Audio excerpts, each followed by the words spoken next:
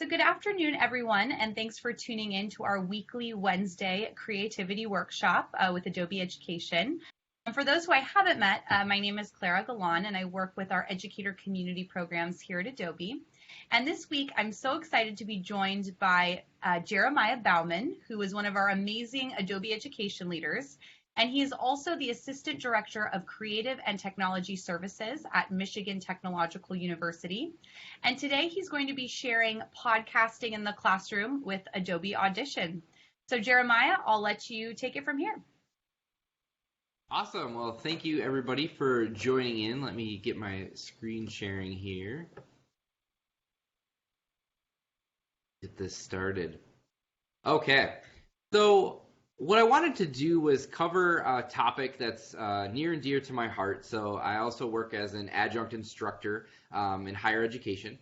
And one of the things that I've loved to do is actually incorporate podcasting into my kind of curriculum for marketing and business students. Now, what I've found to be really helpful is, so obviously this is kind of directed at college level students, but you can also do this in the K-12 space as well. Just takes a little more guidance and a little bit different resources, and I'll touch on those a little bit here as we move through the presentation.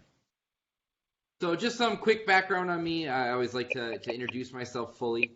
That I have my master's in integrated marketing communication, and I'm a tech guy through and through. So if there's a new gadget out there, if there's a new toy that I can buy, that's the route I go. And that's just what kind of really brought me into podcasting many years ago. I had a mini disc player instead of a tape cassette player, and I stuck with that technology for a while. And so kind of always having that background passion to really enjoy the radio and DJing and that kind of thing brought me into podcasting, and there's some great basically advantages to bringing that into your classroom as well.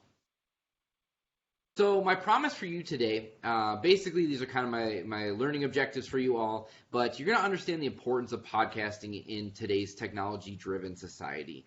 As we kind of continue to progress and as we start to work with Generation Z, is the big hot topic for education right now. You've got digital natives with portable equipment, and podcasting is a great resource for outreach and really a great tutorial for things that they might expect to do in the workforce and kind of throughout their life if they enjoy it. We're going to talk about the podcasting assignment, so my actual assignment that I give to my students, and then kind of break that down through Adobe Audition and how you can put together a podcast extremely easy. Audition has an amazing pre-built template for podcasting that really kind of becomes a drag and drop for getting your content out there, which is amazing, makes my life extremely easy when it comes to putting together podcasts. And then you're also going to be able to develop a podcasting plan for your classroom based off of some of the content and the things that we talk through as well, resources you might need. I know free is always the key word here, especially with rough budgets. And so there's ways to do this with minimal cost, and there's also ways to do this where you ultimately build out an entire studio and utilize that. So we're going to kind of cover all three of these points, hopefully giving you a great kind of setup if you want to duplicate this, if you want to utilize this in your curriculum on your campus, or just personally. I'm definitely a full believer in podcasting, and more educators, I think, should really have fun in that space. I think it's a great way for us to connect and kind of still have those opportunities to share what we're doing. So I know what you're probably thinking. Podcasting really in the classroom, how is this going to work? And it's one of those technologies that I feel it does seem like it's a lot of work at the beginning, but when you start to break down the components, you realize that it's not going to be that bad. When I brought this into my curriculum, there was zero budget, there was zero resources. We didn't even have software really dedicated to it. So it was, how am I going to teach podcasting with just students that might have a cell phone, might have a tablet, definitely not need professional recording equipment. And that's kind of the challenge that I loved and really dove into. And that's kind of what we're going to talk about a little bit today, is how you can actually get started, get in there, virtually no cost, to get this kind of technology into your students' hands. So let's look at the numbers. So why is podcasting a big thing? Why am I so passionate about this? Well, the numbers don't lie. So just looking at a couple of statistics here, 525,000 active shows and 18.5 million episodes. Now, obviously, that's connected just to Apple Podcasts. So now you have Google Play, you have Stitcher, you have Spotify, you have a lot of other resources where these podcasts might be available. These are numbers just coming from Apple, and that's an excessive amount of podcasts. That's a ton of shows out there. And why wouldn't we want to get into that as educators? Why not get into that space where students could actually download our content, take it with them? It's portable, it's easy, and really you're just pushing for that subscribe, similar to YouTube videos. So having the ability to have your content out there, different languages, different avenues, and how it's actually being shared, that's a win for everybody, right? Again, low cost. You can get your podcast into these different channels absolutely free. So this is a great additional tool that we can use in the classroom. Looking at some more statistics, the big thing here, 80% listen to all or most of each podcast episode. So this comes from podcastinsights.com. They did this nice little chart. I love numbers. I love assessment. And so looking at this is astonishing, right? 45% most of episode, 35% completion. Now, I don't know about your students, but trying to get 80% of my students to actually complete their assignments tends to be a challenge. So if they're already going to experiment, listen, and enjoy those podcasts, you can really drive these numbers up. And again, it's another touch point. Everybody learns a little bit differently. You have your visual, you have your auditory, and all the breakdowns of the way people learn. Why wouldn't you provide a very easy additional resource that they can translate what you're trying to do? So if you're still unsure about podcasting, hopefully some of these statistics kind of start to swing your mind a little bit. I know some people are full on and would love to jump in. Others kind of skeptical, especially if you're thinking technical hardware, budgeting, and what that means. And so luckily, we're going to address that and talk about what some of those options are as well. So the podcast assignment. So again, just some more background here. This assignment is exactly what I give my students. They are usually freshman, sophomore level collegiate students. So it's written for more of that independent exploration, a little more accountability that they're going to actually produce these things on their own with guidance from me in the classroom. And I run a hybrid model, so a lot of it's actually done through online means. If you're looking at the K-12 kind of lens at this assignment, you still can introduce this in the classroom. You could actually do kind of more of a rough demo in-class experience versus having to worry about them doing this outside the classroom. I know that's always a big thing, right? You don't want to send an assignment home that's going to frustrate the parents who might be helping as well. So there's different ways and different models that we can break this down to still give that same experience. And I do think it's important just in our world that's networked through digital means now. It's an amazing way to get your content out there. And I think that's something that my students have recognized while doing this assignment.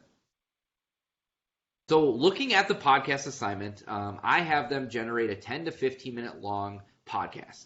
Now they have the option to do this alone or do this with multiple people, no more than 3. And that's basically just the time restraint. So if you have 3 people and they can introduce themselves, have some actual meaningful dialogue back and forth, that exchange, and then wrap up, 10 to 15 minutes works really well. When you have 5, 6 people in a podcast, by the time you introduce everybody, you're pretty much out of time. So I did that kind of to keep it in small groups, but again, not forcing groups for people that just don't like to work in those group environments. A lot of my students at this particular college are student athletes, so a lot of the time they're on the road, which can complicate things as well. So this assignment is very flexible that they could actually complete it on a bus when they're going to some athletic event. So the requirements are pretty straightforward. They need a title. They need to kind of do some marketing, figure out what they're going to call themselves. They need to figure out what their topic is going to be. I really push them usually to try and run a student experience podcast. So they're telling, the college story, maybe how they got to that college, what life is like, and using it as a marketing tool. But you can really alternate this to be whatever you want it to be. If you're doing this in classroom, again, maybe K-12, you might want to give them a specific topic. You might want to be more direct and pull back on the freedoms a little bit just so it's not as frustrating, giving more of that to do. Then figure out who's speaking on the podcast, if it's friends, if they're doing interviews. It's a great way to kind of push maybe like a public speaking agenda, interviewing, journalism, however you want to connect it, and get those advantages in here as well. Some kind of music, some sort of just little free tune to begin and end, just as you've experienced probably on any podcast you've listened to kind of mix it up. And it also makes them think, it makes them, go out and kind of give some personality, which I think is really key for this assignment. When they realize it's truly them speaking, it's their opinion. Students really like to complete the assignment because they feel like it's that personal expression. Some sort of outro, title of podcast, exit music. And I tell them basically it should be clean, so really pay attention to where they're recording. And language, topics, ideas, should be clean as well. Obviously, you can check the explicit box when you upload these things to share them out. I don't want to have students doing that. It just complicates the process, and so it kind of keeps them on task as well. So pretty open-ended assignment. And where we kind of ran into our trouble was then, how do we accomplish this with virtually zero resources? And that's where kind of the fun and really how we were able to make it true to the student experience moving forward. Some extensions to the assignment. So if you want to make this a little more complicated, a little more complex, maybe this is going to run a longer period of time. So mine usually is completed in 2 weeks. So that includes training and work time. You can have them actually posted online. SoundCloud lets you post for free, so that's where I have my students post theirs. Costs nothing. They use their Google accounts because we are Google Campus, and they can get them uploaded in no time and start to have comments and feedback coming from all over the world. And so that's a really interesting experience for them.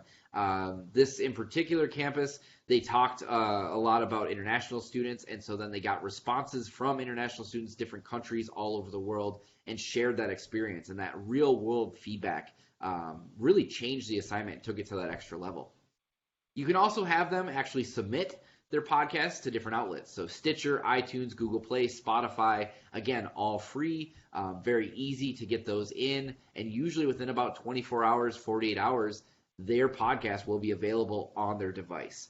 And that's been a really fun aspect, to be able to have students create something, get it out there, not only for other people to listen to, but then for them to come into the next class and have it show up on their phone.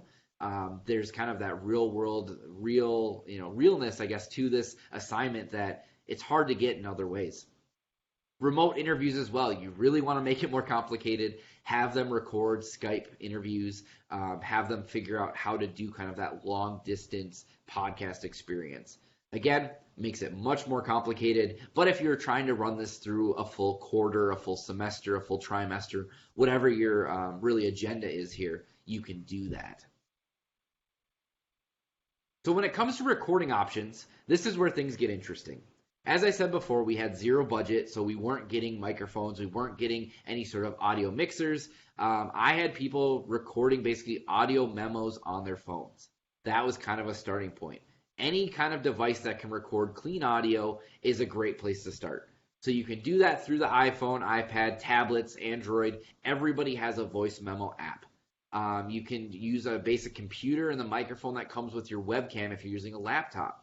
That's fine as well. Then you can start to do some investing if you really want to grow this. So some samples here. I've got a Rode microphone. This is basically one that connects to a mobile device. Nice little lavalier. Got to have your adapter. Don't have that audio port anymore. This ran me like $70. Having something like that change the audio experience. Now, I'm not expecting students to obviously go out and buy these things, but if you have a budget to provide some of these options, that would be great.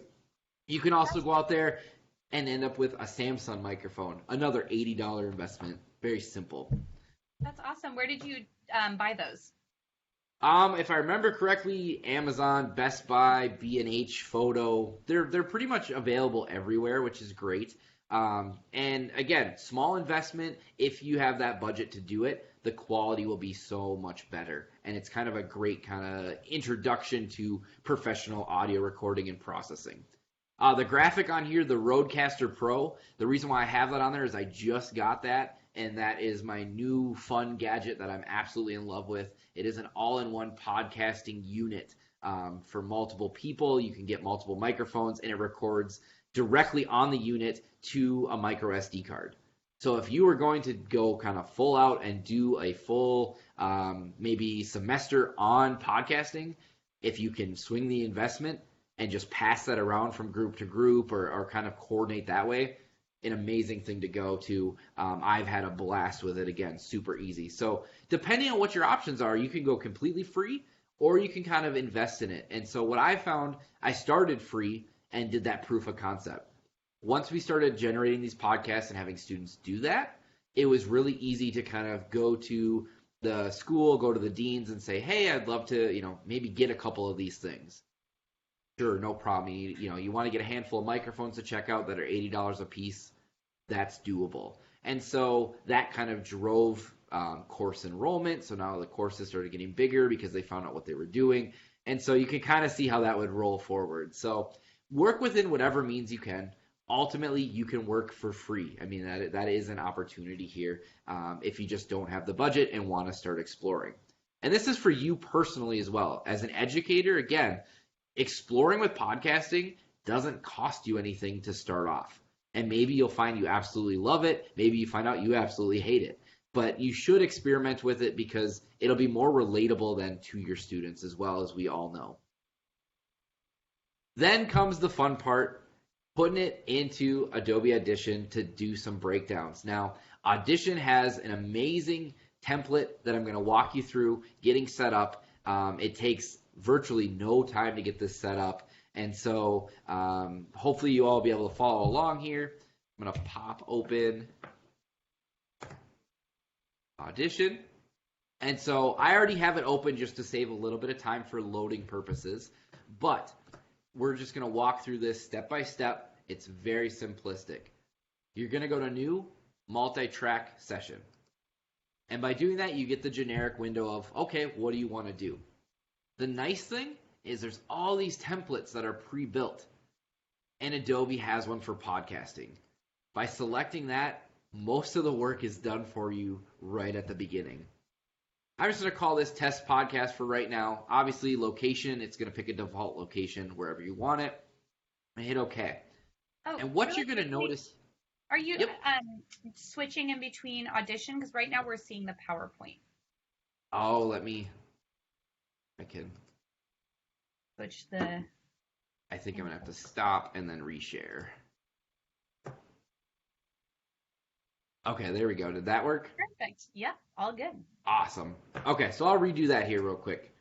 So I did a brand new multi-track session, and it pops up with these templates to choose from, and podcasting is one of them. So you can do that and basically start off with a screen that looks just like this. And the nice thing here is, again, it saved you a lot of time. It's got a box for the host, interviews, sound effects, music, and then the master. Now, if you're not an audio person, this can be really intimidating, and I totally understand that. Dealing with multi-track audio and different filters, and when you're dealing with decibel levels, that might just be kind of one of those things that it's a little too much. Now, the nice thing is you can ignore a lot of that when you're trying to do a podcast in here. Not saying you shouldn't learn it, lifelong learners that we all are, but if you don't have the time, that's not a problem. I'm going to walk you through just the simple steps. So whatever type of device you have changes how you're going to be able to do this. So I'm actually going to go into my preferences, and I'm going to select audio hardware. I believe on PC it's under the edit menu. I'm not sure. I've been a Mac person for so long now. But you're going to get into your preferences in audio hardware. And it's going to ask you what your default input is. So that Samsung microphone I showed earlier, I have as a default. I can actually do my power beats, which are in my ears. I can do my blue mic. I can really select even the iMac Pro's microphone built in. but you're going to have to select some sort of device. Now, if you're trying to actually do full-on interviews, multiple microphones, one of the kind of bummer things is that you aren't able to do multiple USB microphones at a time, because as you can see, I can only select one at a time here. If you end up with a mixer, so a USB mixer, similar to the Rode one that I showed or the other ones that are out there, you'll actually have multiple options, so multiple inputs based off of that mixer. So again, there's an investment. If you want to get more complicated with your setup, you have to have that investment. However, I have kind of a cheating way to work around this. So right now, I have the Samsung selected as my default input. So that's going to work inside of Audition. If I was doing an interview with two different USB microphones, I'd have to open up another application to be able to do those recordings. So using Audacity, which is free, I can actually set up another microphone, record them both at the same time, and then bring that file in here for the interview. USB microphones are generally the cheapest. They're the easiest to get started with. So that's why I wanted to kind of give you that tip. Again, if you're going to go all out and you're going to get that mixer, you'll be able to actually set the individual inputs in here, which is what we're going to do right now. So making sure that you have your input output, which is the two little arrows here, you're going to have to select what your host or what your microphone is. So since we already selected that in the hardware, you can see I have the Samsung and I have left and right. Technically, it's one microphone, it's front and back, but it's how you get that stereo approach. So I'm just going to select the front left for right now. What that does is it tells Audition that this is the microphone and it's going to record on this track.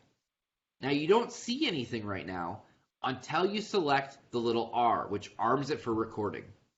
When you do that, now you'll see every time I talk that the meter's bouncing up and down. That's how you know you have this set up correctly. I've got the microphone sitting here, so it's picking up everything I say. And if you wanted to hear it, you can actually do the monitor input, and that'll play it through the speakers or your headset or whatever you have set up as your audio out. So that's a great way to listen to what you're doing. Now, a word of caution here.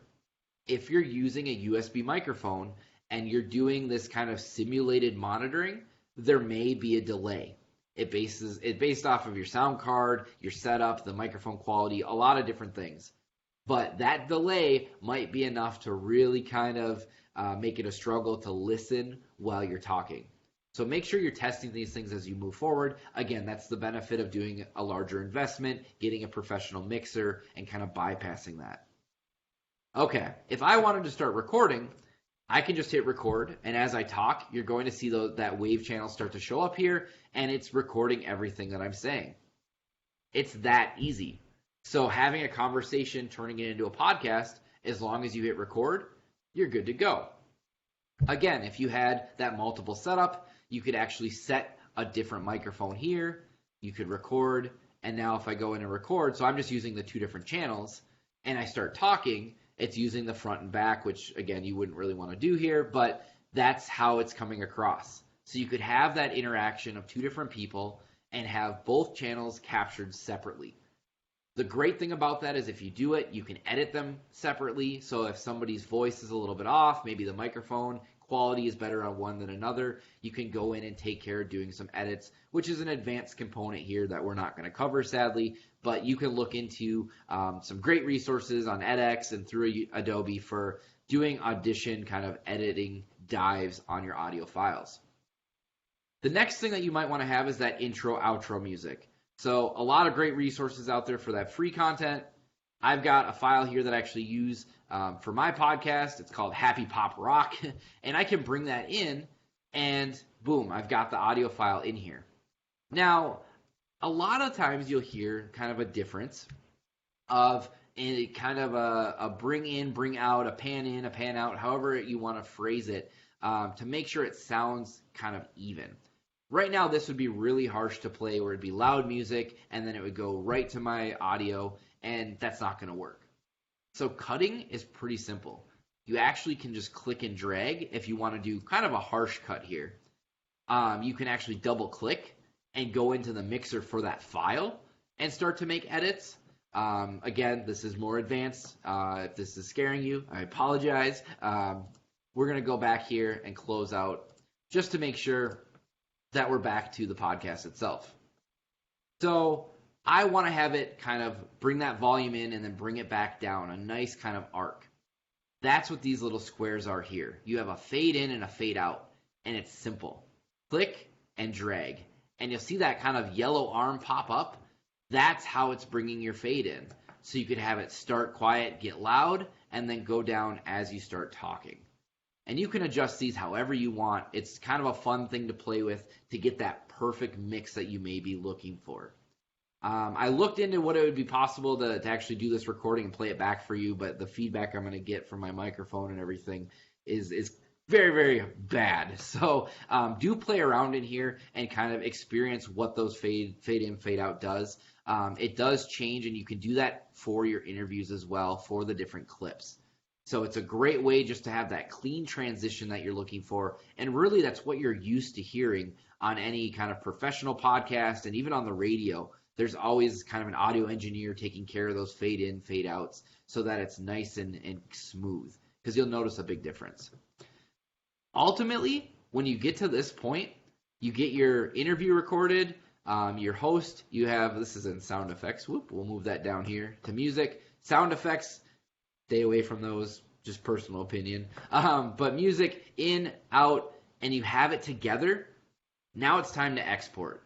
And again, Audition has made this nice and easy and super smooth, but the commands to get there can be a little intimidating. So when you go up to File, and you're going to go to Export, you're doing a multi-track mixdown. So that seems kind of intimidating just as a title, right? Multi-track mixdown, entire session. What am I doing here? Am I going to lose everything? No, I promise when you click on that, it's just going to take everything and mix it down to one file. So the nice way to do this, you can usually select MP3. You can get really picky in the audio format you want to do. MP3 is probably going to be the most compatible with anything you have in the school personally, so that might be the route to go. Of course, you can go in and change your settings. You can change the sampling rates. Again, kind of that audiophile type of stuff, but you don't have to. The defaults work beautifully, and you can hit OK. And what that's going to do is it's going to grab it, bring it down, and I've got one single MP3 now that is my podcast. And so I'm able to take that, wrap that up, and share it, put it online, do whatever I need to do. So again, nice and easy inside of Audition. This template is just time-saving and priceless. I'm so glad Adobe has this. It definitely saves me a ton of time. I'm going to jump back over here into my presentation.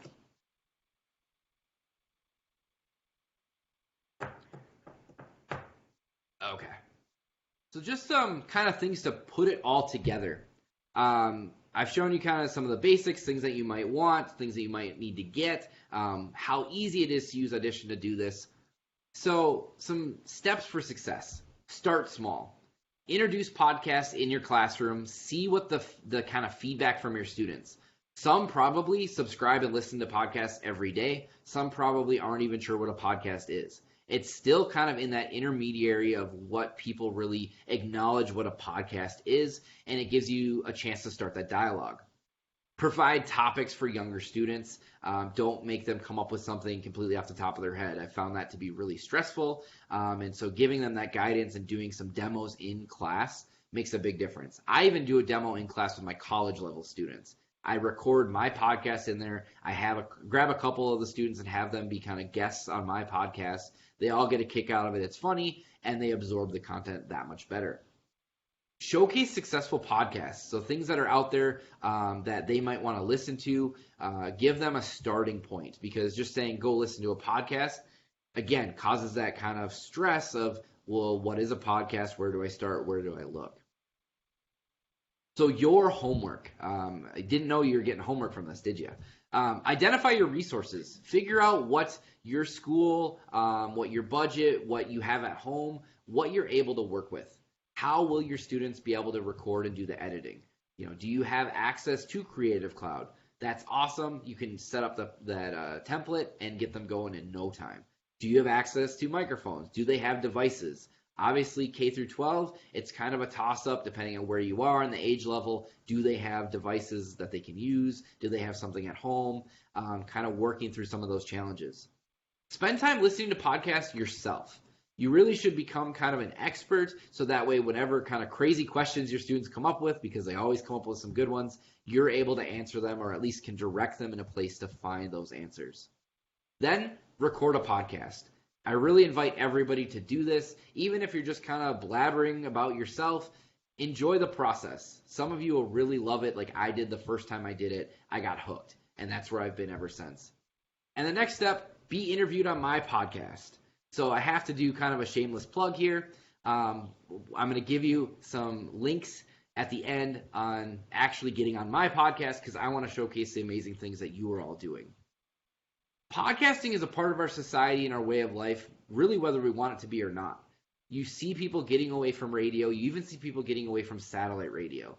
Podcasts allow a very low barrier entry to share your thoughts with the world.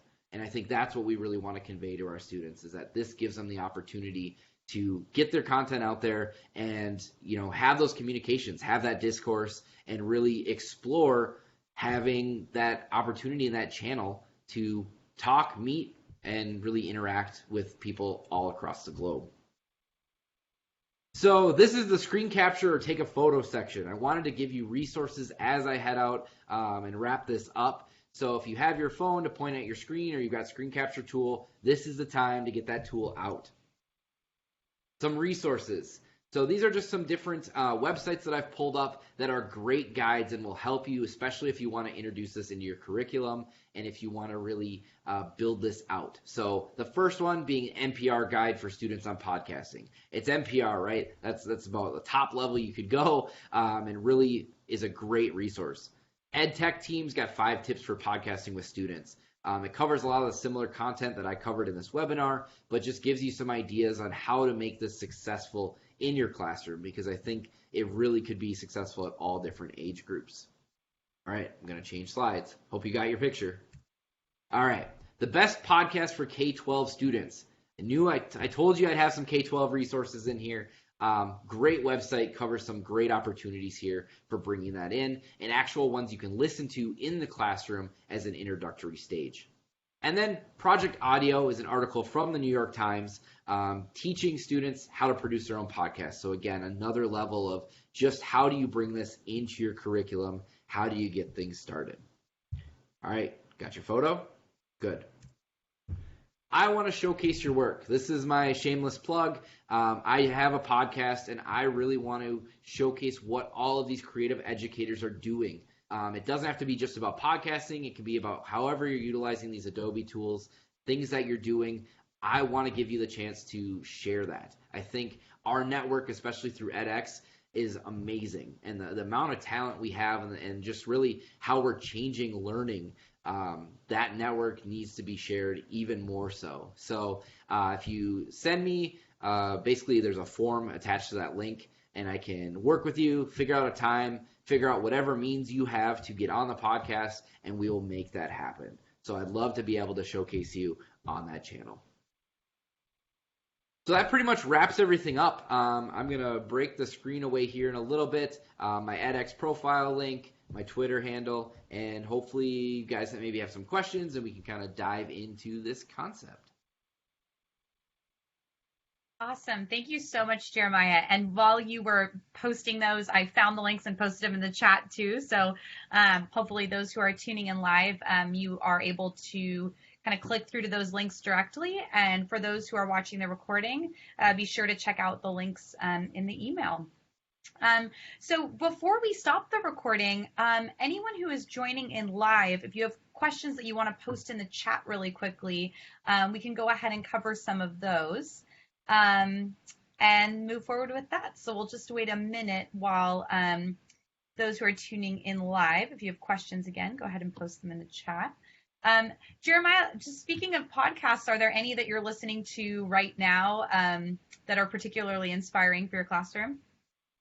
I think honestly, so I have a lot that I jump around, and I tend to almost binge podcasts when I'm traveling. So that's my go-to. So right offhand, I couldn't name any in particular. The last trip I just took out to LA, I went through probably 4 or 5 throughout my whole trip. The content out there, it's amazing. It is such an easy way to share, and so that's why I kind of invite everybody to try it out, see if you like it, because if you do, we can just kind of make that educational background that much stronger having those conversations. Yeah, definitely. And in terms of content that you have coming up on your podcast, are there any particular topics or guests that you're really looking forward to? Right now we've kind of completed that list, so that's why I'm soliciting for more people to share. Really what I try and talk about, new trends that have popped up. I like to talk about, obviously, Adobe tools. I usually try and cover some live events on there, and just anything that's kind of tech, gadget, related to, education. That's the route I like to go. So the last couple interviews I've done were with previous students, and kind of where they are now in their career, and how the creativity components changed their course of direction, and where they figured out they wanted to go professionally. So those types of conversations are out there, and I'm always looking for new ideas, new ways to take it. Yeah, and I love that, to be able to have both the student perspective and educator perspective is really helpful to get that fully rounded view of education. So again, for those who are tuning in, Jeremiah's podcast you can find on the creativetechnologist.net, and again, I'll send out that in the recording. And please be sure to join us again next week. We'll be talking about vector tools in Adobe Photoshop with Hannah Messer on Wednesday, March 27th, again from 12 p.m. Pacific time to 1 p.m. Pacific time. Thank you again, Jeremiah. I know there's so much that you're working on with your classes, so really appreciate you joining us today. Thank you. Great. Thanks everyone for tuning in, and we'll see you next week.